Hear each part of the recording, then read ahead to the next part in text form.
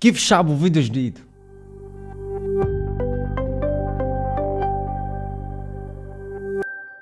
بهذا الفيديو رح نشوف حيوانات الله يعزك هجمت على بيوت او محلات بطريقة غريبة. توب 5. بالفيديو الاول غزال كتير كبير بيهجم على محل حلاقة وبيدخل وما حدا بيعرف من وين.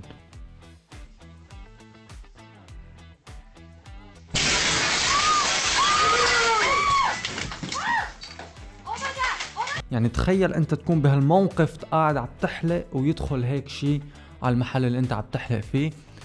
يعني انا لو اكون بهالموقف بتحمم فورا بعد ما يطلع الغزال، لانه ما راح احسن اتحمم بالبيت لانه بيكون ما فيني اطلع برا المحل اصلا. تاني فيديو عنا دب.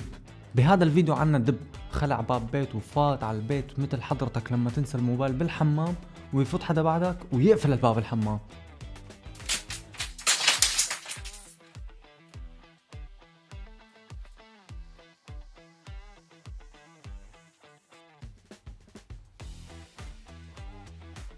يعني بس كتير منيح انه ما كان في اي شخص بالبيت، لانه هاد مو دب صغير، هاد دب كبير. منيح اللي ما كان في اطفال. انا ما بعرف شلون صراحة، يعني بعيدا عن الكوميديا بهيك دول ما بيعملوا احتياطاتهم من هجوم دبب على البيوت. يعني خلع الباب وفات يا جماعة. وبهذا الفيديو عنا زلمة شكله اسيوي صيني قاعد بامان الله ببوليس ستيشن على حسب ما فهمت، ولا فجأة جاء عنده حي من بعيد. يعني اتصل بخاتك ولا ترجع على البيت. chẳng mà chẳng qua mỗi chỉ mà cây sẽ nặng nặng đi lên rồi lên vô mà nó nặng mà bỏ hẳn rồi cái đi hẳn rồi Của hắn này. bỏ hẳn đi hẳn lên vô đi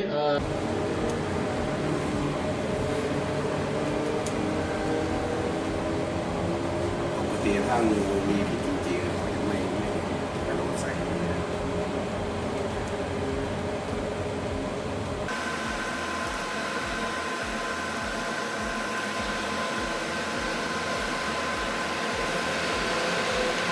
جاء عنده حي من بعيد كل صدر رحب جاي تلعب معه، ولا دعوس أهلها. هذا الفيديو هو اللي هجم عليها.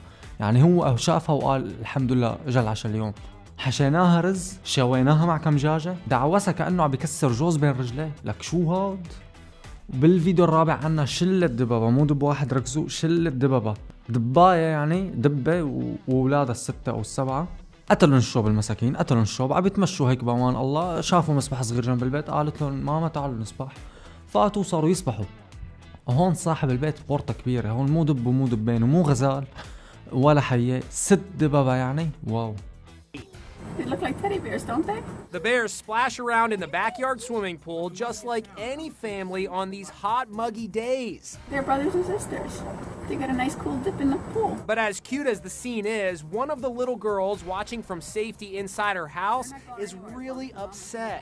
They took my floaty. وبآخر فيديو نفس أول فيديو، نفس نوع الغزال أو ما بعرف شو اسمه صراحة، كان في سكرتيرة بمكان وكانت أكلتها نطحة من أحف راسها لو ما تحركت، لأنه الغزال توجه بنفس المكان. يعني هيك أنا ما بعرف شو مشكلتها الغزلان، بيشوفوا مكان فيه إزاز بيحطوا هدف، بيركضوا بينطوا بينطحوا بيفوتوا بالإزاز وبتوكلوا. يعني لو ما تحركت السكرتيرة كانت أكلتها نطحة من أحف راسها، روحتها صراحة.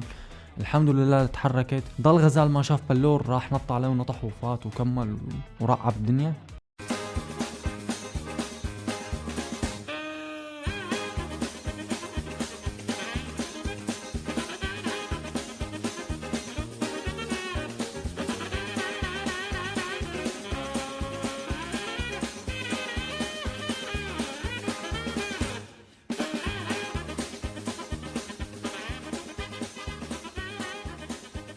ولهون للأسف بيكون خلص الفيديو. لا تنسى انه بنستقبل جميع انواع الدعم. عم بقول لك باي.